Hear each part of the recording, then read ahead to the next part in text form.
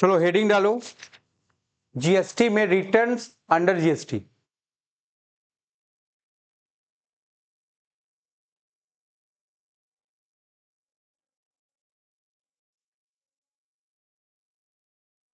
Open करिए सब लोग रिटर्न्स। देखो रिटर्न में क्या क्या पढ़ना है तुमको।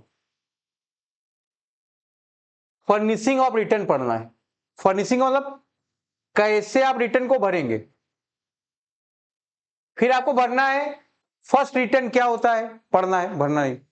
फिर रिवीजन कब होगा रिटर्न का, पेनल्टी, लेट फीस क्या होती है, highlights of proposed new return, ये सारी बात आपको इसमें कवर करना है। General provision relating to the return under GST लिखा है ना। व्हाट इज रिटर्न, रिटर्न क्या है। सबसे पहले आइए हम लोग जानेंगे रिटर्न क्या है। ये जो आपका टॉपिक हो कवर हो रहा है, ये आपके लिए जीएसटी में भी उतना इंपॉर्टेंस है और इसका इनकम टैक्स में भी उतना इंपॉर्टेंस है, ठीक है। पढ़िए एक बार।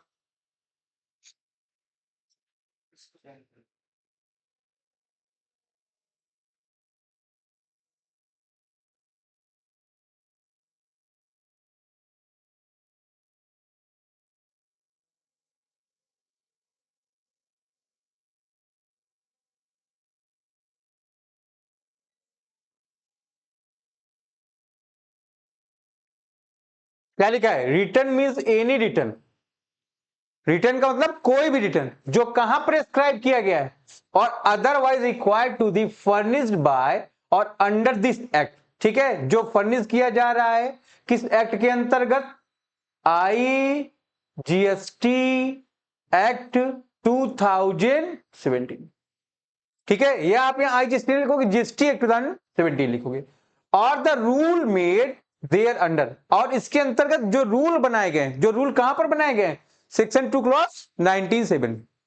तो रिटर्न का मतलब जनरली क्या हो गया, जो प्रेस्क्राइब किया गया है या अदरवाइज रिक्वायर्ड है, किसके लिए फर्निश किया जा रहा है इस एक्ट के अंतर्गत, या और भी जो रूल आपको 297 में बताए गए, ठीक है।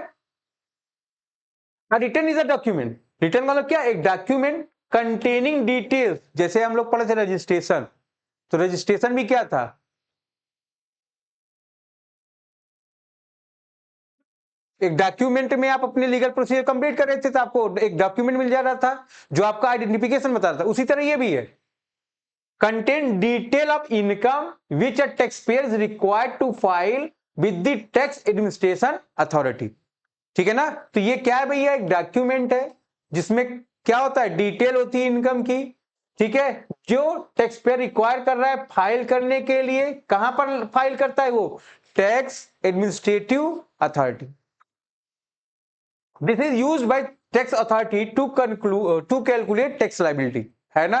ये क्या है, कौन यूज करता है, टैक्स अथॉरिटी। किस लिए कैलकुलेट करती है या किस लिए यूज करती है, टैक्स लायबिलिटी के कैलकुलेशन के लिए। बात समझ में आ रही नहीं, टैक्स लायबिलिटी का मतलब क्या है, कितना अमाउंट आपको पे करना है गवर्नमेंट को, ठीक है। Under GST a registered dealer has to file GST return that include, GST के रजिस्ट्रेशन के अंदर क्या भैया, डीलर क्या करता है, फाइल करता है जीएसटी रिटर्न, जिसमें क्या क्या इंक्लूड है, purchase, sale, output GST, input tax credit. ये सारी चीजें आपकी चार चीजें क्या क्या कवर है भैया, परचेज, सेल, आउटपुट जीएसटी, किस पर, आउटपुट का मतलब आपको पता है सेल, इनपुट टैक्स क्रेडिट मतलब जीएसटी पेड जितना आपने किया किस पर, परचेज पर। तो कुल मिलाकर रिटर्न क्या है, आप कितनी इनकम कमाए हो, ये कैसे पता चलेगा, उस रिटर्न के थ्रू। आपकी टैक्स लायबिलिटी क्या है, आपको आईटीसी कितना मिलेगा, आप रजिस्टर्ड पर्सन हो या अनरजिस्टर्ड पर्सन हो, ये सारी इंफॉर्मेशन आपको यहां से मिलेगी, ठीक है। और वही आपका इंप्लीमेंट करेगा कि आपके ऊपर एक्चुअल टैक्स लायबिलिटी कितनी एसेस की जाए, ठीक है। इसी को आपने क्या नाम दिया है, इसी को आपने नाम दिया है जीएसटी रिटर्न। बात समझ में आ रही कि नहीं, कोई दिक्कत, आगे बढ़े। Who should file GST return, कौन कौन जीएसटी रिटर्न फाइल कर सकता है, ठीक है। सवाल नंबर 2 है आपका कि रिटर्न को कौन कौन फाइल कर सकता है। यहां पर कौन सी रिटर्न की बात हो रही है, यहां पर बात हो रही है जीएसटी रिटर्न की। तो पढ़ेंगे आप लोग एक बार।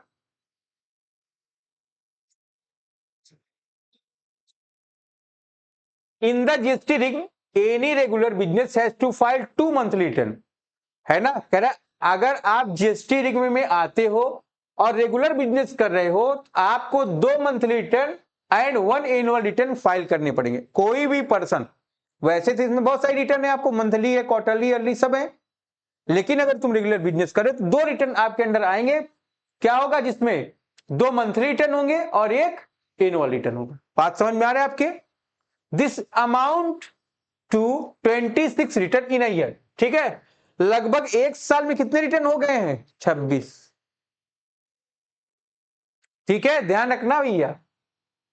द ब्यूटी ऑफ सिस्टम, ये क्या है, सिस्टम की ब्यूटी है, is that one has to manually enter detail in 1 monthly return GSTR 1, है ना।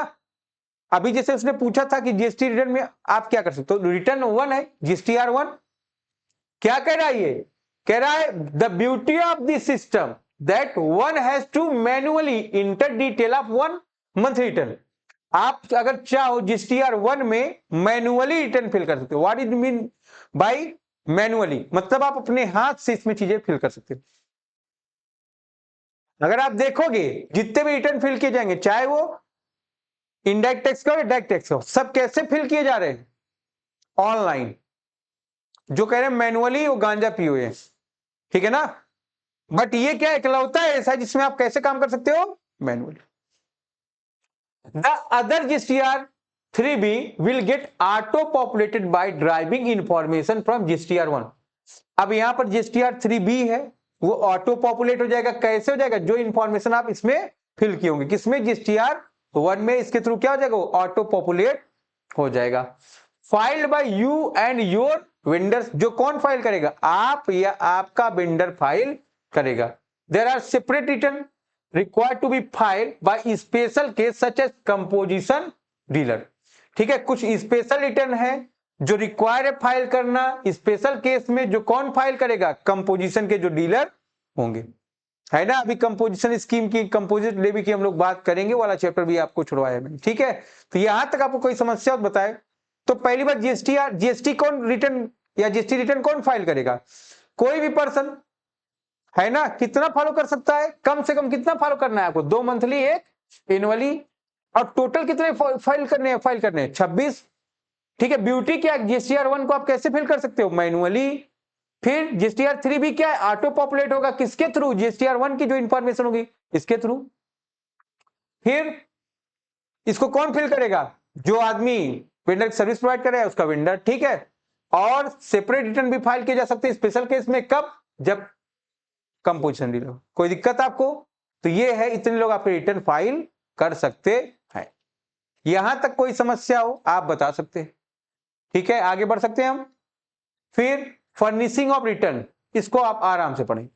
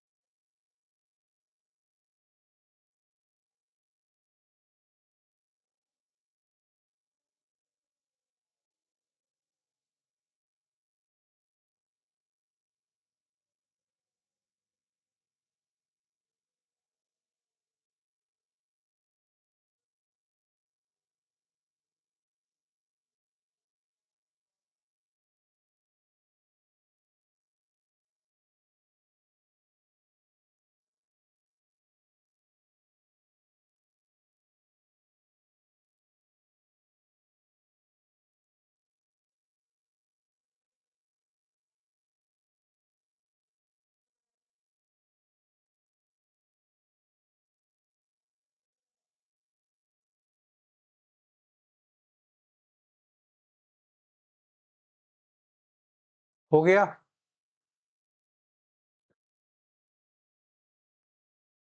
क्या कह रही है, To meet the concept of digital India, the government of India made it mandatory to for all written electronic।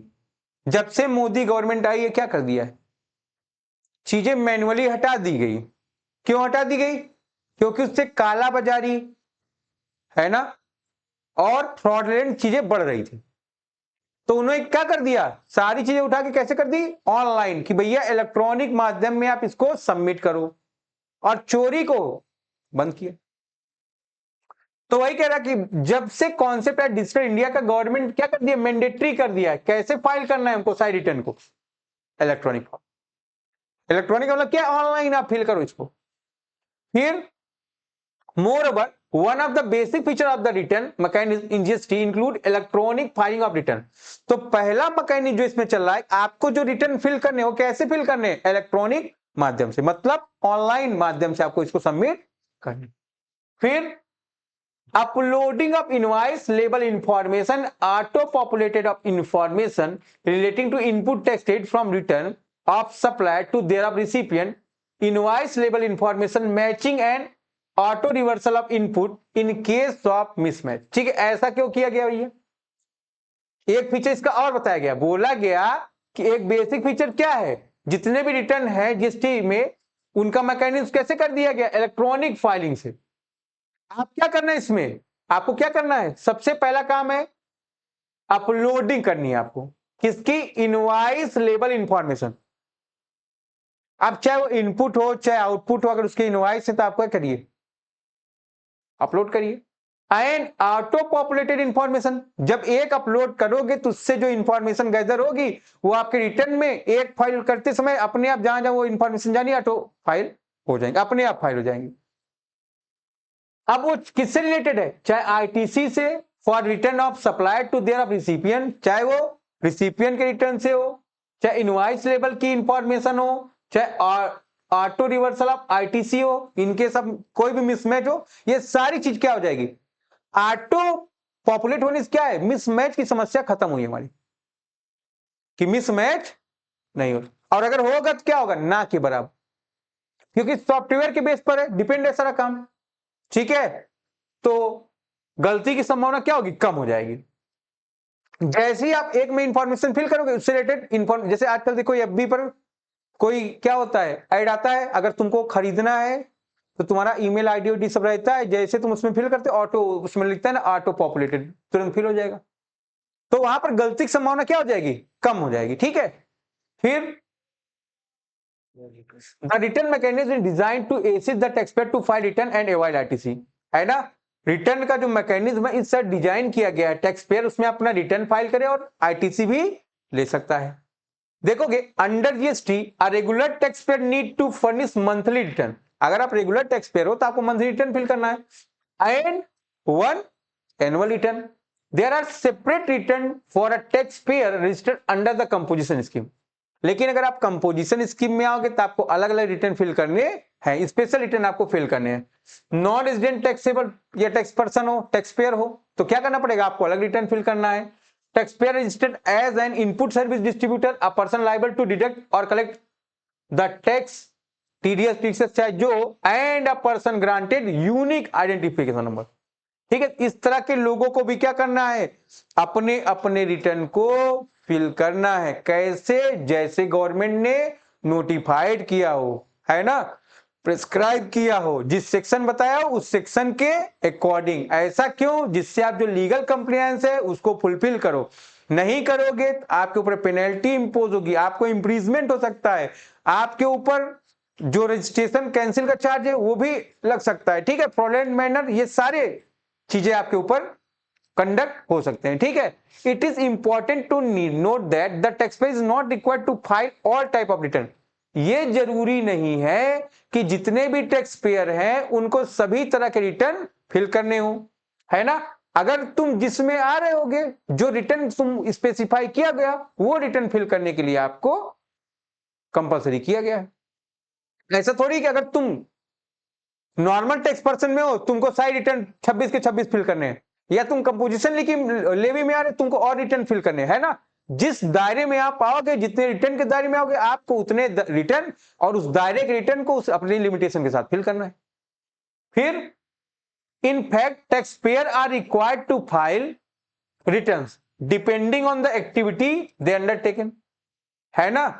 तो ये क्या है, it is important to note that, ये जरूरी है टैक्स पेयर सभी तरह के रिटर्न फाइल ना करें, ये जरूरी नहीं। अगर मैं आऊंगा तभी तो रिटर्न फाइल करूंगा। अगर मैं उस टैक्स पेयर के दायरे में आ नहीं रहा हूं, चाहे वो टर्नओवर का क्राइटेरिया हो, चाहे वो रिटर्न इनवर्ड या आउटवर्ड सप्लाई की बात हो, तो मैं रिटर्न फाइल करने के लायबल रहूंगा? नहीं रहूंगा। तब मैं सब तरह के रिटर्न फाइल नहीं करूंगा। फिर taxpayer are required to file return depending on the activity they undertake. ये किस पर डिपेंड करता है? आपकी एक्टिविटी पर डिपेंड करता है कि आपको किस तरह के रिटर्न को फाइल करना है और किस तरह के रिटर्न को फाइल नहीं करना है। कोई जरूरी नहीं है, कंपलसरी नहीं है कि आप उस तरह के रिटर्न को फाइल करो। जबरदस्ती की बात यहां पर नहीं है, आप हो तभी आपको फाइल करना है। ठीक है, देखिए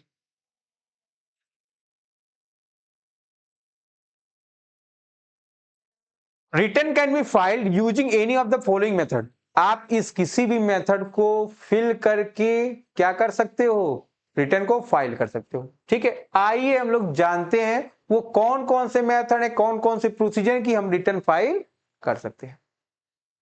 देखोगे, सबसे पहले जीएसटी पोर्टल पर आप जाओगे, www.gst.government.in को, इन ये वेबसाइट है, आप इसको क्या करोगे? अपने गूगल क्रोम में लॉगिन करो, करके देख सकते हैं। आप लोग यहां बैठे हैं, अपने अपने फोन में करके देख भी सकते हैं। ठीक है, फिर offline utilise provide by GSTN, offline utilities provide करेगा जीएसटीएन।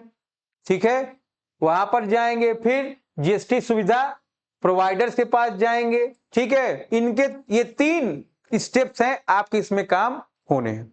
ठीक है, फिर ये लिस्ट है, अलग अलग तरह के रिटर्न की बात कर रहा है ना? तो ये रिटर्न है, पढ़ लीजिए आप लोग कौन कौन से रिटर्न है।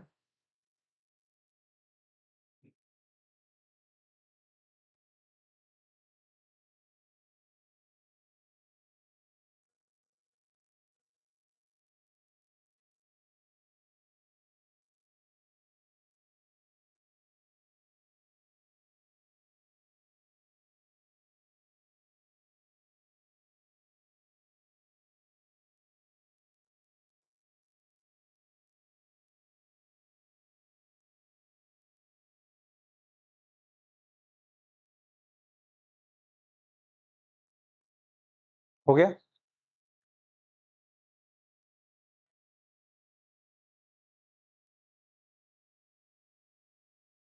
जीएसटीआर 1 की बात कर रहा है। देखो, जीएसटीआर 1 में क्या है? Detail of outward supplies. Outward का मतलब क्या होता है? इनवर्ड का मतलब कंपनी के अंदर, आउटवर्ड का मतलब कंपनी से, मतलब कस्टमर की बात कर रहा है। कस्टमर किसी भी तरह का होता है ना? चाहे वो होलसेलर हो, चाहे रिटेलर, किसी भी तरह का, या वो डायरेक्ट कस्टमर हो, कोई भी हो। ठीक है, तो detail of outward supply of taxable goods and services affected section 37 of CGST act 2017 की बात करें यहां पर। ठीक है, ये आपका मंथली रिटर्न है। कब फाइल किया जाएगा? 10th of the next month, अगले महीने की 10वीं तारीख को। बात समझ में आ रही नहीं? ये कैसा रिटर्न है? मंथली, मतलब 12 महीने में 12 बार। फिर जीएसटी 2 है, GSTR 2, detail in inward supply. Inward supply का मतलब क्या है? कंपनी जो भी मैन्युफैक्चरिंग या प्रोसेसिंग की एक्टिविटी, कन्वर्जिंग की एक्टिविटी करती है, उसके लिए वो सामान मंगाती है ना? और वो सामान आएगा। ठीक है, तो वो सामान आएगा, क्या कहलाएगा? इनवर्ड सप्लाई कहलाएगा कि नहीं कहलाएगा? Of taxable goods and services. ठीक है ना? क्या होगा वो? टैक्सेबल गुड्स या सर्विस दोनों होगा। फिर affected claiming input tax state, आप क्या करोगे? इस पे आईटीसी भी मांगो। क्यों मांगो? क्योंकि इनपुट में आपने यूज किया ना, as a raw material use किया। सीधा बैठो एकदम। ये सेक्शन 37 की बात, ये किसकी बात है? सेक्शन 38 की। किसकी? सीजीएसटी एक्ट 17 की। तो ध्यान रखोगे, भी रिटर्न कैसा है? कौन फिल करेगा इसको? जो इनवर्ड सप्लाई करता होगा। इसको कौन फिल करेगा? जिसकी आउटवर्ड सप्लाई होगी। ये भी मंथली, ये भी मंथली, बट ये कब है? 10 को है नेक्स्ट मंथ की। ये कब है? 15th ऑफ नेक्स्ट मंथ है। दो बातें क्लियर की नहीं? इनवर्ड सप्लाई पर सेक्शन 38 अप्लीकेबल है, आउटवर्ड सप्लाई पर सेक्शन 37 अप्लीकेबल। बात समझ में आ रहा है? दोनों रिटर्न मंथली है, बट आउटवर्ड सप्लाई 10 अगले महीने के 10th डेज को होता है और इनवर्ड सप्लाई कब होगा 15 डेज पर। बात समझ में आ रही है आपको। फिर मैं बात करूंगा जीएसटीआर 3 की, monthly return on the basis of finalisation of detail of outward supply, है ना। यहां पर क्या कर रहे हो आप, फाइनलाइज कर रहे हो डिटेल किसका, आउटवर्ड सप्लाई का और इनवर्ड सप्लाई का, along with payment of amount of tax, किसके साथ, टैक्स के पेमेंट के साथ। सेक्शन 39 क्लास 1 की बात कर रहा है, किसकी, सीजीएसटी एक्ट 17 की। तो यहां पर देखें ये भी रिटर्न कैसा है ना, ये कब फिल किया जाएगा, 20th of the next month. यहां तक कोई समस्या हो आप बताइए।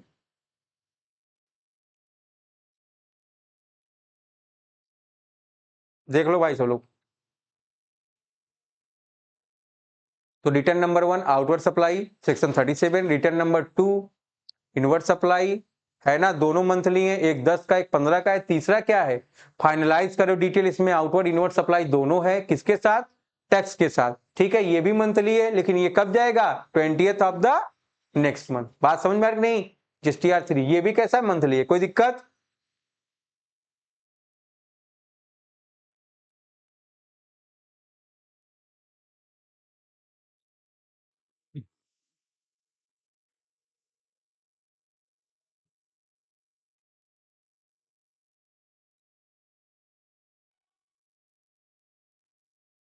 जीएसटीआर 4 की बात कर रहा है, return of compounding taxable person, section 39 clause 2 की बात कर रहा है, कंपाउंडिंग टैक्सेबल पर्सन, है ना। कंपाउंडिंग टैक्सेबल पर्सन कौन होता है, ऐसा पर्सन जिसके ऊपर टैक्स, है ना, टैक्स बन रहा है, एक से अधिक होगा उसका इनवर्ड आउटवर्ड, है ना। तो ये सब चीज होगा, उसको आप कंपाउंडिंग पर्सन नाम दोगे। यहां पर देखोगे ये रिटर्न कैसे फिल होगा, क्वार्टरली। एक साल में कितने क्वार्टर, एक बॉटल में कितने क्वार्टर, 4, ठीक। फिर कब फिल होगा ये, 18th of the month succeeding quarter, है ना, क्वार्टर के अगले क्वार्टर में, है ना। लेकिन कौन से डे, 18वां क्वार्टर का बोला है ना इसने, मंथली बोला नहीं है कि नेक्स्ट मंथ हो। क्वार्टर खत्म हुआ फिर अगला क्वार्टर है, उसके 18वें दिन। बात समझ में आई नहीं। टाइम लिमिट क्या है, 19-20 एक्सटेंडेड टिल 31/8/20 तक, है ना। एंटी नोट है ये सब आपका, फर्दर एक्सटेंडेड टू द 30 ठीक है। तो अब ये खत्म हो गया है, ये जो डेट वाला लिमिट है, ठीक। अपना 18 पे ही बात करना है तुमको, ठीक। फिर GSTR 5 return of NR, NR का मतलब non resident foreign taxable person की बात कर रहा है, ठीक है। सेक्शन कौन सा इसमें, 39(5) है किसका, सीजीएसटी एक्ट 17 का। ये रिटर्न कैसा है, तो कहने मतलब अगर non resident foreign taxable person है तो उसको क्या फिल करेगा, जीएसटीआर 5, है ना। ये बात कौन कहता है, सीजीएसटी एक्ट 17 कहता है। कब फिल करेगा, 20th of the next month, monthly है तो अगले महीने के 20 तारीख को, और with in 7 days after the last day of the period of registration specified under section 27(1) whichever is earlier, है ना। या जो रजिस्ट्रेशन का पीरियड है उसके 7 दिन के अंदर या अगले महीने 20 तारीख के अंदर, इन दोनों में जो पहले होगा उस पर आप इसको फिल कर देंगे। कोई समस्या आप लोग को यहां तक, बताइए भाई।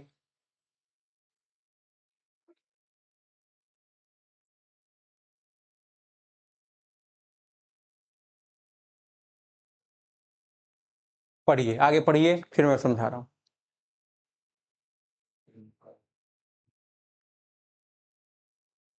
यहां तक हो गया है ना सबका।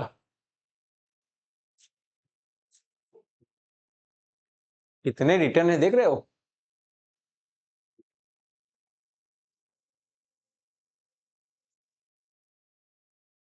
ठंडी बहुत ज्यादा है, अपने अपने आप को बचाइए आप लोग। नहीं ठंडी लगी सब्जी पूरी बटी हो जाएगा। इससे अच्छा आप लोग ठंडी में बैठ के सब्जी पूरी खाएं, आनंद लें।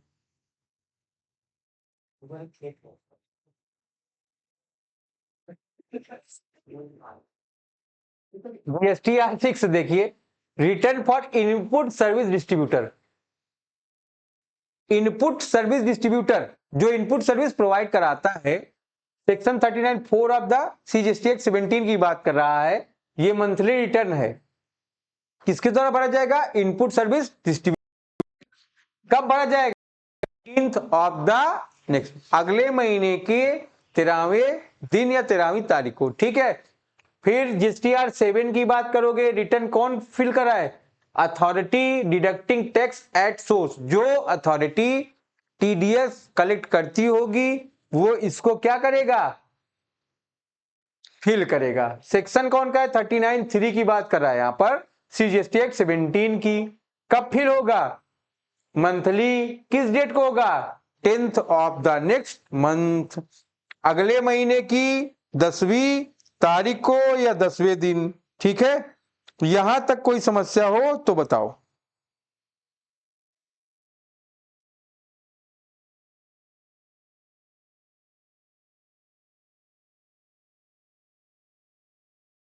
आगे बढ़े।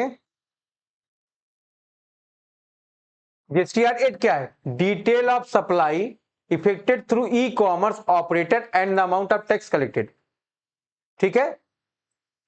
क्या कह रहा है? डिटेल किसकी है? सप्लाई। जो इफेक्ट कैसे है? ई कॉमर्स ऑपरेटर से, एंड जो अमाउंट आपका टैक्स के रूप में कलेक्ट हुआ है। रिटर्न कैसा है? कब फिल होगा? अगले महीने की 10वीं तारीख को। कोई दिक्कत यहां तक? बताइए आप। तो ये आपके 8 रिटर्न हो गए, है ना। 9वां रिटर्न देखिए आप, annual return section 44 of CGST act 17 का है, एनुअली फिल हुआ। जीएसटीआर 9 कब फिल होगा? साल में एक बार, है ना। सेक्शन 44 सीजीएसटी एक्ट 17 बात करेगा, कौन फाइल करेगा? Registered person other than and ISD. ISD मतलब इनपुट सर्विस डिस्ट्रीब्यूटर। फिर टीडीएस टीसीएस टैक्स पेयर वो नहीं कर सकता इसको, कैजुअल टैक्स पर्सन इसको नहीं करेगा, और नॉन रेजिडेंट टैक्स पेयर नहीं करेगा, ठीक है। फिर in this return the taxpayer need to furnish detail in expenditure and detail of income for the entire financial year. इसमें आप पूरे साल भर में जितना इनकम कमाए हो, जितना आप इनकम कमाए होंगे उस पूरे का क्या करना होगा? आपको फिल करना होगा, ठीक है ना। ठीक है, क्या डिटेल फिल करेंगे आप? इनकम का और एक्सपेंस का, ठीक है। फिर the person who are non resident and are providing OIDAR service, ठीक है, in India to unregistered person have been exempted for submitting GSTR 9 and GSTR 9, ठीक है ना। तो ध्यान रखना ये सारे डिटेल आपको इसमें फुलफिल करने हैं। और केवल कौन इसको फिल करेगा? रजिस्टर्ड पर्सन अदर देन, जो इसमें ये सब ना हो,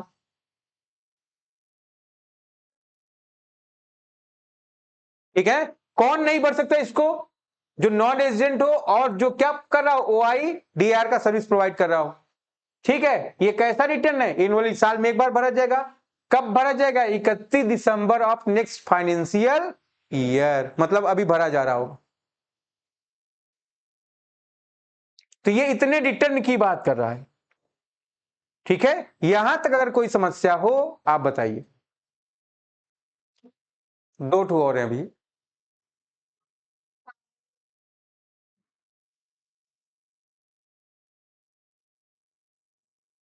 जीएसटीआर 10 क्या है? फाइनल रिटर्न की बात करें, section 45 of CGST act 17, once when registered is cancellation और सरेंडर। अगर आपने रजिस्ट्रेशन कैंसिल करा दिया या सरेंडर कर दिया है तो क्या होगा? तो क्या होगा भैया? आपको जीएसटीआर 10 भरना है। ये within 3 month of the date of cancellation और date of cancellation order which is later. कब भरा जाएगा ये? जब से कैंसिलेशन का डेट हो या ऑर्डर हो, उन दोनों में से जो बाद में होगा उस पर फिल होगा, ठीक है। जीएसटीआर 11 की बात करेंगे, detail in invert supply to be furnished by a person having UIN and claiming refund. UIN, ठीक है ना, और क्लेमिंग रिफंड। कुछ लोग हैं जो ज्यादा टैक्स पे कर दिए हैं या क्या हो गया है, उनको रिफंड क्लेम करना है, तो उनको क्या फिल करना पड़ेगा, GSTR 11 फिल करना पड़ेगा, है ना। इसमें क्या होगा, डिटेल किसकी, इनवर्ट सप्लाई की, ठीक है। कैसा रिटर्न है ये, कब फिल होगा, 20th of the month following the month for which statement is file. कब भरोगे आप इसको,